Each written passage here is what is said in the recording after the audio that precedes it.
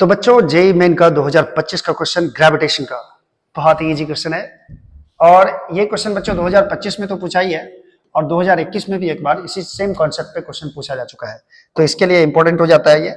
इसमें दिया हुआ है क्या कि अर्थ से आर रेडियस वाले ऑर्बिट में एक सैटेलाइट को लॉन्च किया गया। ये मान लो अर्थ है, ठीक है। इस सैटेलाइट को लॉन्च किया गया जिसका रेडियस आर है, और एक दूसरा सैटेलाइट है जिसको 1.03 आर रेडियस वाले ऑर्बिट में लॉन्च किया गया, ठीक है।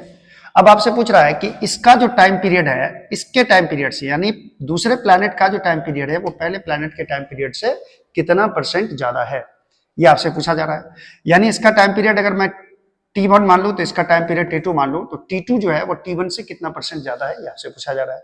और आपको पता होगा टाइम पीरियड में और रेडियस में क्या रिलेशन होता है केपलर्स थर्ड लॉ के हिसाब से।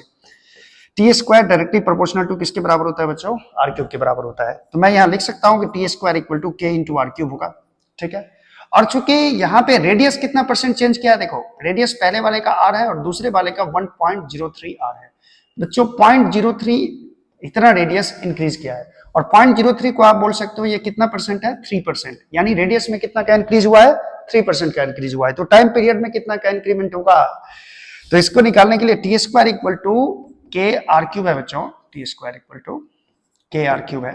अगर आपको परसेंटेज चेंज का फॉर्मूला पता होगा तो इसको हम लिख सकते हैं टी स्क्वायर को 2 into del t by t is equal to, इधर लिख सकते हैं के में तो कोई चेंजिंग नहीं आएगा, 3 del r by r into 100 लगा दोगे तो ये हो जाएगा परसेंटेज चेंज इन टाइम, इसमें 100 लगा दोगे तो ये हो जाएगा परसेंटेज चेंज इन रेडियस।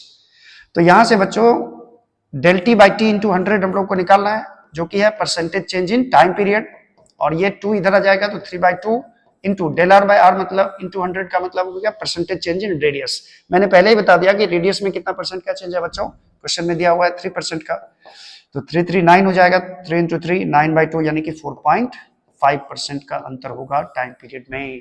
4.5% आपको साफ साफ दिख रहा होगा। कौन सा ऑप्शन है, कौन सा ऑप्शन है, अरे ये है भाई।